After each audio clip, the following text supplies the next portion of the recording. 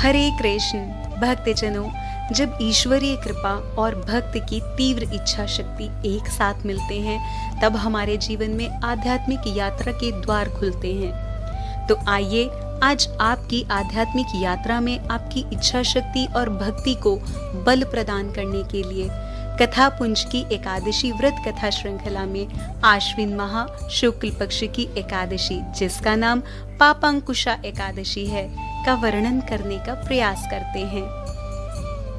सबसे पहले जानते हैं पापांकुशा एकादशी के व्रत का शुभ मुहूर्त।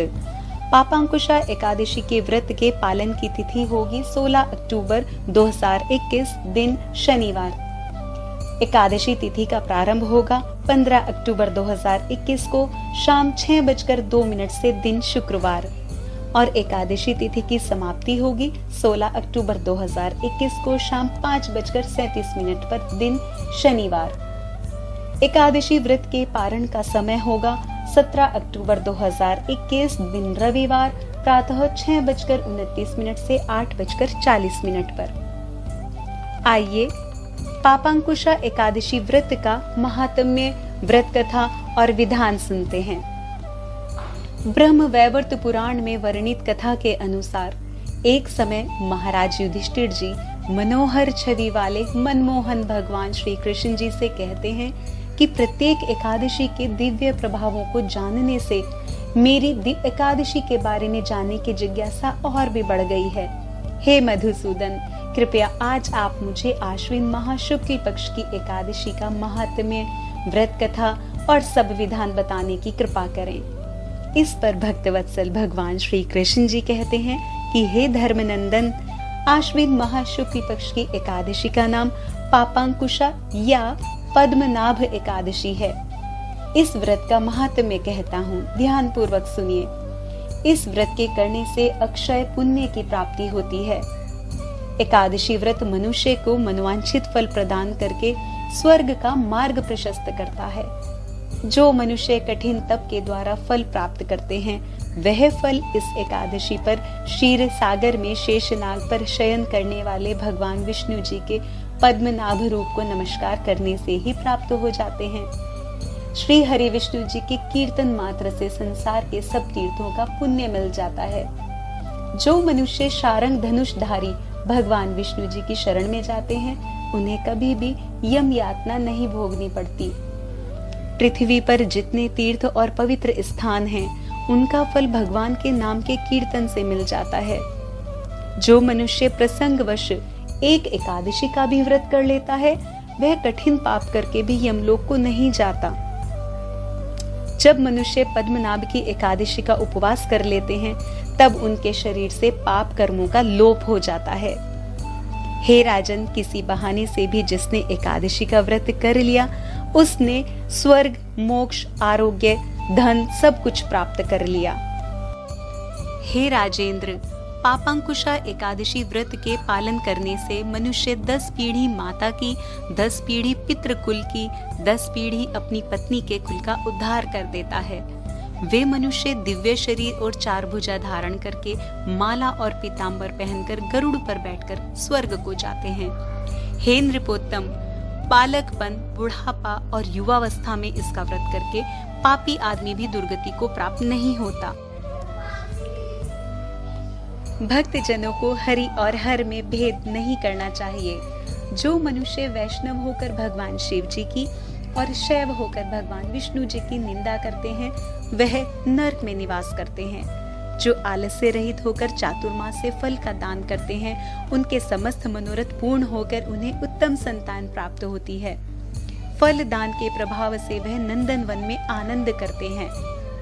यदि नित्य दान ना कर सके तो महीने के 5 पर्वों में दान अवश्य करना चाहिए, जैसे चतुर्दशी, अष्टमी, अमावस्या, पूर्णिमा, रविवार और शुक्रवार। दोनों पक्ष की द्वादशी को अवश्य ही दान करना चाहिए और इस नियम की समाप्ति में शक्ति के अनुसार भूमि, गौ अथवा वस्त्र, स्वर्ण, खड़ाऊ आदि का दान देना चाहिए। पापांकुशा एकादशी के महात्म्य के पश्चात व्रत कथा सुनाते हुए भगवान श्री कृष्ण जी कहते हैं कि एक समय की बात है, विंध्य पर्वत पर क्रोधन नामक एक बहेलिया रहता था। वह क्रूर पापकर्मी था। उसका सारा जीवन हिंसा, लूटपाट, मद्यपान और गलत संगति में बीता। जब अंतिम समय आया तब यमराज के दूत बहेलिये को लेने आए और कहने लगे कि कल तुम्हारे जीवन का अंतिम दिन है। यह सुनकर बहेलिया भय से व्याकुल हो गया और मृत्यु के भय से भागता हुआ महर्षि अंगिरा के आश्रम में आ पहुंचा। सभी पर उपकार करने वाले महर्षि अंगिरा के चरणों पर गिरकर प्रार्थना करने लगा, हे ऋषिवर, मैंने जीवन भर पाप कर्म ही किए हैं, परंतु अब मृत्यु निकट आई है। कोई उपाय बताइए जिससे मेरे पाप कर्मों का बोझ कम हो जाए। मैं प्रायश्चित करना चाहता हूँ।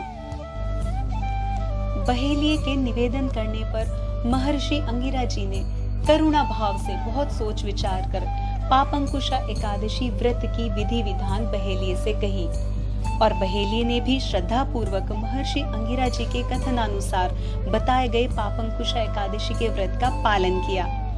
इस व्रत के पालन करने से पाप कर्मों के प्रभाव से वह मुक्त हो गया और जब यमराज जी के दूतों ने उसके पुण्य प्रभाव में वृद्धि देखी तो उसको बिना लिए ही चले गए। बहेलिये को भगवान विष्णु जी की कृपा प्राप्त हुई।